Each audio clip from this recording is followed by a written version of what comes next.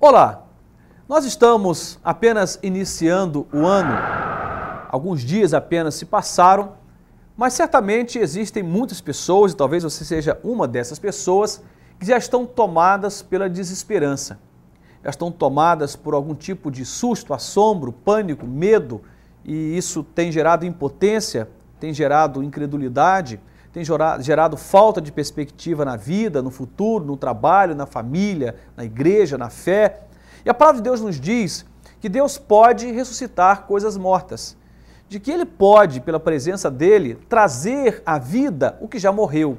A pergunta que eu te faço no início desse programa é: o que tem morrido na sua vida, ou mesmo o que já morreu na sua vida? Deve ter nome. Muitas coisas morrem. E é interessante porque a morte simbólica, em muitos momentos, ela é muito mais cruel do que a morte física. Existem mortes no campo emocional, mortes no campo espiritual, morte nos relacionamentos, morte nas expectativas em relação à vida, enfim, muitas coisas podem morrer, mesmo que simbolicamente. Você está respirando, você está indo e vindo, você está comprando, fazendo negócios, você está aí gerando compromissos, agendas em que você está envolvido nesta agenda o tempo todo, mas lá dentro muita coisa está morrendo ou muita coisa já morreu. A palavra de hoje é para você que está passando por essa situação.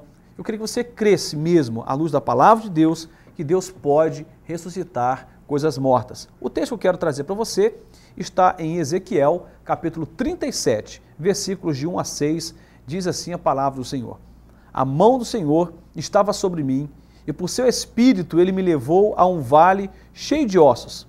Ele me levou de um lado para o outro, e pude ver que era enorme o número de ossos no vale, e que os ossos estavam muito secos.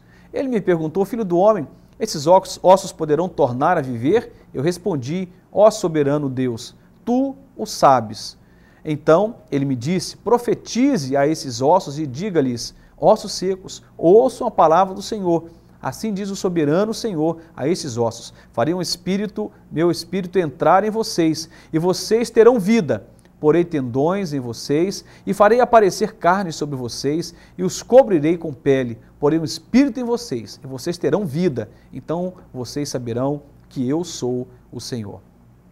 Esse é um texto aqui riquíssimo, e o contexto desse texto, na verdade, também é importante. E rapidamente, para que você entenda, é o momento em que Ezequiel, como boca de Deus, vai falar ao povo de Deus, a Israel.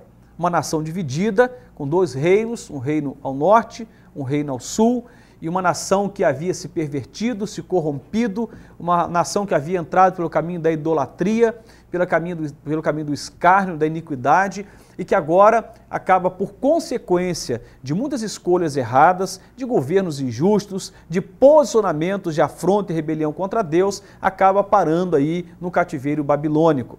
E à luz da palavra de Deus, o Senhor, olhando para esse povo em cativeiro, lança a mão de uma palavra de esperança, dizendo que era possível mudar aquela realidade. A visão que Deus dá a Ezequiel é a visão de um vale, um lugar muito grande em que haviam muitos ossos ressequidos pelo tempo, ou seja, já esbranquiçados devido ao tempo que estavam ali expostos ao sol, à chuva, ao tempo, de maneira em que não havia mais carne, nem pele, nem nervo, apenas ossos, muitos ossos espalhados num vale. Em outras palavras, um cenário de humilhação, um cenário de morte, um cenário ali de exposição ridículo, até porque falar de corpos de judeus expostos assim era falar de uma humilhação tremenda, porque o judeu te prezava por isto, em que uma pessoa, um judeu que morria, deveria ser lavado, purificado, enrolado, enfaixado, depois sepultado com dignidade. Não se deixavam corpos assim.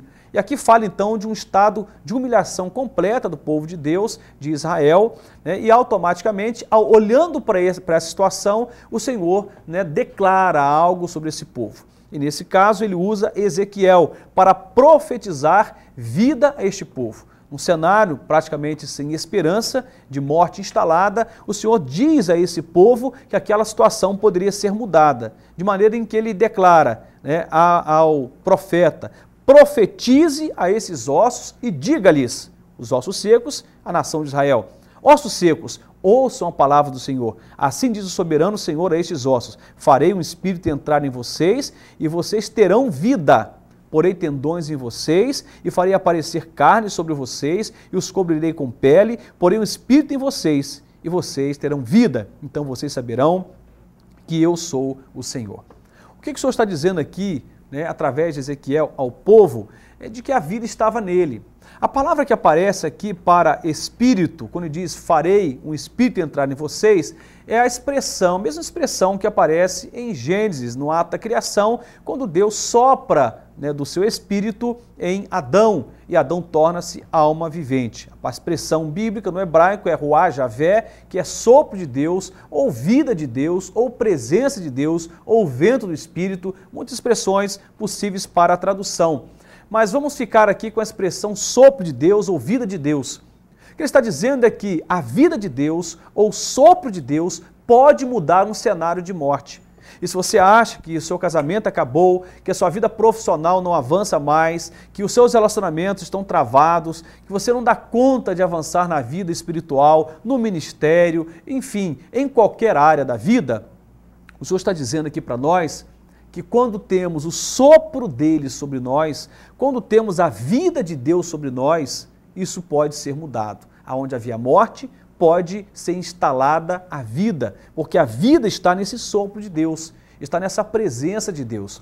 Por que estamos vivendo um tempo tão caótico, tão complicado? É porque tem faltado deste ruar javé, tem faltado desse sopro de Deus nas famílias, tem faltado desse sopro de Deus, dessa presença de Deus, até mesmo nas igrejas, tem faltado isso nos nossos relacionamentos, nas nossas finanças, na nossa saúde física, falta Deus. E aí, quando falta Deus, complica tudo.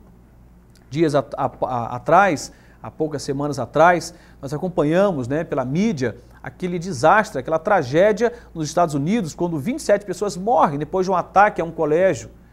E aí, de repente, houve um burbúrio na nação toda a respeito do fato, e alguém chegou e disse, olha, aonde Deus está numa hora como esta? Aonde Deus estava quando esses loucos entraram lá e propuseram morte e lançaram fogo em todo mundo? Aonde Deus estava? E muitas pessoas se pronunciaram, mas um jornalista ele chega e declara algo que está espalhado aí na mídia, qualquer um pode acessar isto. Ele diz, olha, nós expulsamos Deus dos colégios, nós proibimos orações, nós proibimos a palavra de Deus, nós proibimos, né, Deus nos colégios. Em outras palavras, expulsamos Deus dos colégios e agora perguntamos aonde ele está numa hora em que um assassinato nessa dimensão, né? Aí nós começamos a refletir. Se nós convidamos Deus para sair, como pode Deus agir? Em outras palavras, a tragédia humana está ligada à ausência de Deus. Se você convida Deus para sair da sua empresa, se você convida Deus para sair da sua família, do seu casamento, dos seus relacionamentos, da sua vida, como é que pode a vida ir bem e como Deus pode agir? Você o convidou para sair. Veja, Deus é educado. A Bíblia diz que Ele bate a porta do nosso coração. Ele entra quando é convidado, ele não arromba a vida de ninguém, ele não é intruso, ele entra onde ele é bem-vindo. Até porque ele não precisa de você, é você e eu que precisamos dele. E esse texto sagrado, Ezequiel está falando de algo interessante, de que a vida está em Deus e quando ele sopra desta vida sobre nós, tudo pode mudar. O texto prossegue, versículo 7 em diante, se você ler em casa, vai descobrir que a história foi alterada ali, de que realmente o milagre aconteceu. E que se levantou daquele vale de ossos secos um exército grandioso, um exército forte, pronto para lutar, porque a vida de Deus foi ali compartilhada com aqueles ossos secos, ou seja, a morte saiu de cena para a vida entrar. Se algo na sua vida morrendo, ou algo que já morreu na sua vida, é porque falta o sopro de Deus, falta a presença de Deus, falta o Espírito de Deus. Porque se tivermos a presença de Deus ou esse sopro de Deus, não tem como. Aquilo que está morto ressuscita. Sentimentos podem ressuscitar, esperança, fé, paz, expectativa no futuro, planos, sonhos podem ressuscitar. À luz da promessa que a palavra nos dá, entendemos que a Bíblia não é mentirosa, nem Deus é homem para mentir. Ele diz aqui que algo vai acontecer quando Ele, né, soprar sobre nós o seu sopro de vida, o seu Espírito.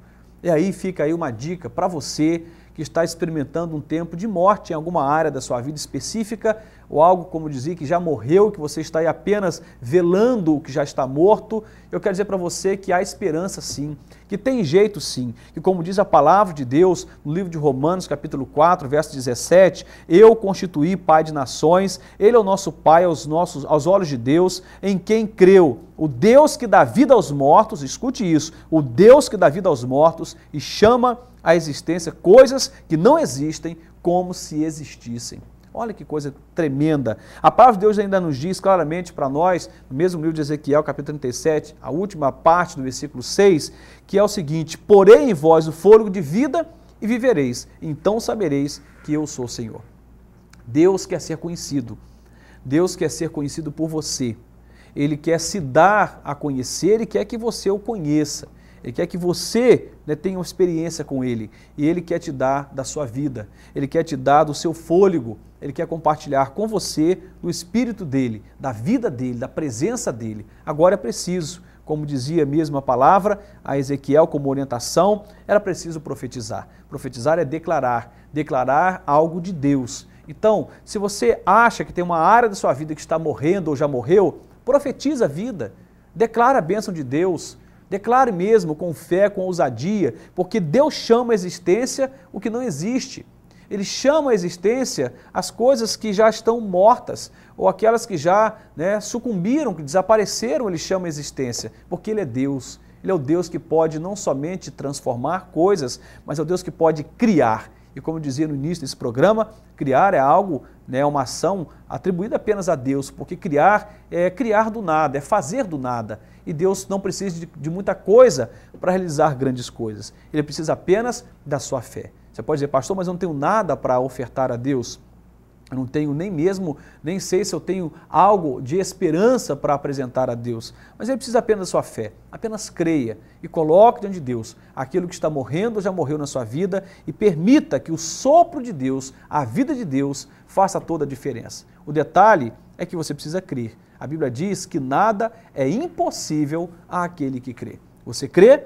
Então Deus pode fazer grandes coisas na sua vida, porque Ele é o Deus que dá vida aos mortos e chama à existência coisas que não existem como se já existissem. Deus te abençoe, que Ele te ajude e que a vida de Deus faça diferença na sua empresa, faça diferença no seu casamento, na sua família, nos seus negócios, no seu ministério aí na sua igreja, que a vida de Deus faça toda a diferença. Não lute com o braço forte, você pode até se achar inteligente, capaz, mas não faça isso, não é uma recomendação da palavra que você lute com as suas forças, mas que você faça do Senhor a sua força, que você confie em Deus e que você lute pela fé, na esperança em Deus e permita que de fato Deus te conduza triunfantemente. Deus te abençoe, em nome de Jesus.